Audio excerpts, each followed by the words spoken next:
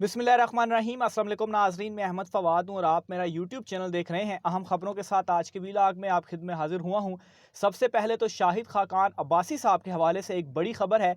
बहुत टाइम से नून लीग के अंदर जो इख्तलाफात थे वो बिलाखिर शिद्दत इख्तियार करने के बाद शाहिद खाकान अब्बासी जो हैं उन्होंने रेजिग्नेशन दे दिया है। ना सिर्फ शाहिद खाकान अब्बासी बल्कि ख्वाजा साद रफ़ीक जो हैं इनके हवाले से भी लेटेस्ट अपडेट्स हैं, बड़ी डेवलपमेंट है। एक तो मैंने ये आपके साथ शेयर करनी है। दूसरे नंबर पर नाज़रीन, जो नून लीग इस खुश फहमी में थी कि इनके अगेंस्ट जो नैब केसेस हैं ये अब ख़त्म हो चुके हैं, इस खुश फहमी को chief justice Pakistan justice Umar Ata Bandial साहब की जानिब से ख़त्म किया गया है। नैब के हवाले से भी कुछ अहम डिटेल्स हैं वो भी आपके साथ में शेयर करूँगा।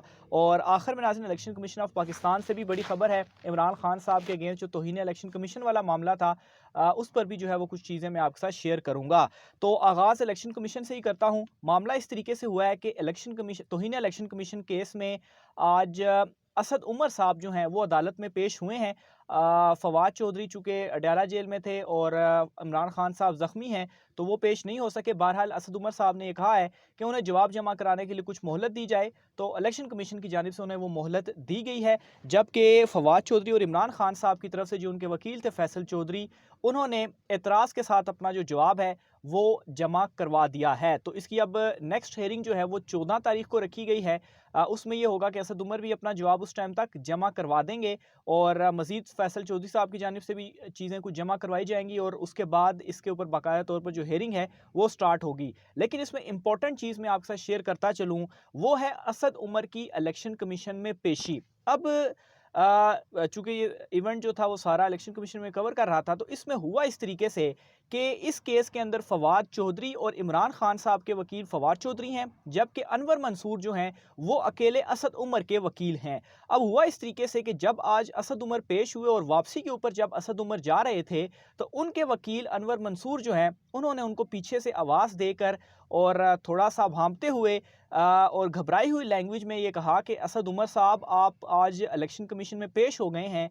तो फवाद फैसल चौधरी का कॉल आया और वो काफ़ी गुस्से में थे और उन्होंने कहा कि ये आपने क्या कर दिया, आप असद उमर साहब जो हैं वो इलेक्शन कमीशन के सामने पेश क्यों हो गए। कुछ स्ट्रेटजीज जो हैं वो उन्होंने तय की हुई थी और जो उनके एतराज़ात थे वो भी यही था कि तौहीन इलेक्शन कमीशन किस तरह से हो सकती है। इस तरह से हर इदारा जो है वो अपनी ही तौहीन का जो है वो कानून बना लेगा, तौहीन FIA भी हो जाएगी, तो कल को FIA के सामने भी इस तरीके से हम जो है वो पेश होते रहेंगे। तो ये नाज़रीन एक इंपॉर्टेंट चीज़ थी असद उमर की जो आज पेशी हुई है, यानी कि ये एक ट्रेंड अब सेट हो चुका है। असद उमर साहब पेश हुए हैं तो अब इसका मतलब है कि कल को कोई जवाब बनाकर इमरान खान साहब और फवाद चौधरी जो हैं उनको भी कहा जाएगा कि आप पेश हों, क्योंकि अभी इसी चीज़ के ऊपर एतराज़ात में आज जवाब भी उन्होंने जमा करवाया है फैसल चौधरी ने कि इलेक्शन कमीशन जो है उनको इस नोटिस के ऊपर ही जो एतराज़ है वो है। तो हो सकता है कि अब नेक्स्ट हेयरिंग में असद उमर जो जवाब जमा कराएं उसमें वो भी जो है वो इसी स्ट्रेटजी के तहत एतराज़ जमा कराएं। लेकिन ये एक इंपॉर्टेंट चीज़ थी जो आज हुई है। दूसरे नंबर पर नाज़रीन, शाहिद खाकान अब्बासी के हवाले से मैं बताऊँ तो सीनियर नायब सदर का ओहदा जो था, ज़राए का ये दावा है कि शाहिद खाकान अब्बासी ने इस ओहदे से इस्तीफ़ा दे दिया है और जो इसकी रीज़न्स हैं वो क्या हैं वो मैं आपके सामने रख दूँ। और इस हवाले से शाहिद खाकान अब्बासी पहले भी कह चुके हैं, बल्कि 3 साल पहले जो है वो ये कह चुके थे और उस वक्त जो है वो चौधरी निसार साहब जो थे वो भी अलहदा हुए, उनकी भी सेम रीज़न्स थी और रीज़न ये थी कि उन्होंने कहा कि मरियम नवाज़ के अंडर जो है वो मैं काम नहीं करूँगा। मरियम नवाज़ जो हैं वो तो अभी कल की जो है वो बच्ची हैं और ना उनका कोई तजर्बा है और वो जो है वो पार्टी की अब नायब सदर जो है वो मुंतखब हो चुकी हैं। फिर दूसरी तरफ जो नून लीग का आइन है उसमें भी ये है कि 2 लोग जो हैं वो नायब सदर नहीं हो सकते, तो एक ही हो सकता है। तो एक तो शायद खाकान अब्बासी ने ये ओहदा छोड़ दिया। दूसरे नंबर पर नाज़रीन, मरियम नवाज़ जो कि ऑलरेडी जूनियर भी हैं, फिर चीफ़ ऑर्गेनाइज़र भी बन चुकी हैं और अब उन्होंने जो है जो पार्टी है उसको भी ऑर्गेनाइज़ करना है। तो ये कुछ वजूहात थी जिसकी वजह से शायद खाकान अब्बासी ने जो है वो रेज़िग्नेशन दे दिया और साथ ही साथ PM की ख्वाहिश भी थी उनकी बनने की। तो इस वजह से भी शायद खाकान अब्बासी ने कहा कि मरियम नवाज़ जो है वो किस तरीके से PM जो है वो बन सकती हैं, तो ये भी रीज़न्स थी। और साथ साथ जो ख्वाजा साद रफ़ीक हैं उनकी जानिब से भी जो रिज़र्वेशंस हैं वो सामने आ चुके हैं। और आपने ये नोट किया होगा कि ख्वाजा साद रफ़ीक जो है वो काफ़ी टाइम से खामोश भी हैं और और तशवीश का भी कुछ दिन कबल उनकी जानिब से इजहार किया गया और उन्होंने कहा कि बस अब मेरा जो दिल है वो टूट चुका है और इस वजह से वो बोल भी नहीं रहे। और असल मामला यही है कि मरीम नवाज़ ने चूँकि पार्टी को टेक ओवर कर लिया है और जो ख़ानदानी सियासत है उस वजह से शाहिद खाकान अब्बासी और ख्वाजा साद रफ़ीक जो हैं वो पार्टी से अलहदा हो चुके हैं। हाँ, इस मामले के ऊपर जो तर्जुमान है शाहिद खाकान अब्बासी के, उन्होंने ये मौक़िफ़ दिया कि उन्होंने इस्तीफ़ा नहीं दिया और वो पार्टी के साथ हैं।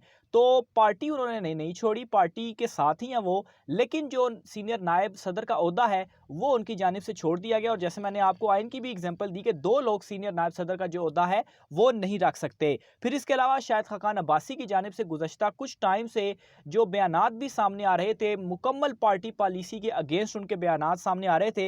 एक तो इस वक्त नून लीग जो है वो नहीं चाहती कि इलेक्शन हो, हालांकि 2 असम्बलियाँ तहलील हो चुकी हैं और अब भी ये दोनों असम्बलियों में इलेक्शन डिले कराने की कोशिश जो है वो जारी है। बहरहाल इसके ऊपर भी शाहिद खाकान अब्बासी ने ये कहा कि आइन के तहत आप बाउंड है कि आपने 90 दिन के अंदर जो इलेक्शंस हैं वो करवाने हैं। तो ये एक बुनियादी इख्तलाफ भी शाहिद खाकान अब्बासी का हुआ जिसकी वजह से उन्होंने अलहदगी इख्तियार की। फिर इसके अलावा वो ये भी कहते हैं कि गवर्नर ने जो है वो तारीख देनी है। फिर साथ ही साथ वो ये भी कहते हैं कि इलेक्शन कमीशन ऑफ पाकिस्तान जो है उसका काम ये है कि वो इलेक्शन करवाए और जहाँ तक बात है कि किसी जमात के हिस्सा लेने या ना लेने की, ये जमातों का अपना फैसला है, वो हिस्सा लें या वो हिस्सा ना लें। बहरहाल इलेक्शन कमीशन ने जो इलेक्शंस हैं वो करवाने हैं। तो ये कुछ इख्तलाफात थे। मरीम नवाज़ की वापसी हो गई है, पार्टी को ऑर्गेनाइज भी कर रही हैं और साथ में ये है कि मरीम नवाज़ ने इस वक्त जो दौरे हैं वो भी शुरू कर दिए हैं। आखिर में नाज़रीन एक और अहम खबर है नैब केसेस के हवाले से, वो भी मैं आपके साथ शेयर करता चलूँ। मामला कुछ इस तरीके से है कि एक तो नैब तरमीम के हवाले से जो केस है वो सुप्रीम कोर्ट ऑफ पाकिस्तान में इस वक्त चल रहा है। इसमें एक अहम आज supreme court of Pakistan chief justice Umar Ata Bandial साहब की जानिब से भी कुछ अहम रिमार्क्स जो हैं वो सामने आए हैं, वो मैं आपके सामने रखता हूँ। उन्होंने ये कहा है कि जो नैब केसेस हैं एक तो वो मुंतकिल हो रहे हैं, अभी अदालत ने जो फैसला है वो करना है। यानी कि जितने भी नैब केसेस नैब अदालतों से वापस भिजवाए गए हैं, असल ये है कि क्योंकि नैब लॉ को तब्दील किया गया है जिसके बाद नैब की डोमेन नहीं है, तो इसका मतलब है किसी और की डोमेन में आएगा। तो ये जो कि दरख्वास्त भी पाकिस्तान तहरीक इंसाफ की नैब के हवाले से है, इसके ऊपर भी फैसला आना है। और ये जो रिमार्क्स हैं कि अभी मामला अदालत में है और नैब केसेस मुंतकिल हो रहे हैं, तो इसका मतलब ये है कि कोई नैब केस ख़त्म नहीं हुआ और नून लीग जो है यही उनकी एक मेन रीज़न है कि वो नहीं चाहती कि वो हुकूमत से हटे। और अगर वो हुकूमत से हटती है तो इलेक्शंस में तो साफ ज़ाहिर है नून लीग ने आना नहीं है। इमरान खान साहब जो हैं इस वक्त जो अवाम का मूड है इमरान खान साहब को ही वापस लाने का है। जहाँ तक मामला है नून लीग का, तो उनको पता है कि अगर हुकूमत से हट गए तो ना उन्होंने हुकूमत में वापस आना है, बल्कि उल्टा जो है उन्होंने ये जो नैब केसेस और दीगर चीज़ें हैं इसमें उन्होंने मारे जाना है। तो ये नाज़रीन आज की अहम तरीन तफसीलात थी। इस हवाले से मज़ीद जो भी डिटेल्स होंगी आपके साथ मैं शेयर करता रहूँगा। आज के व्लॉग से इतना ही, मुझे इजाज़त दीजिए। अल्लाह हाफ़िज़।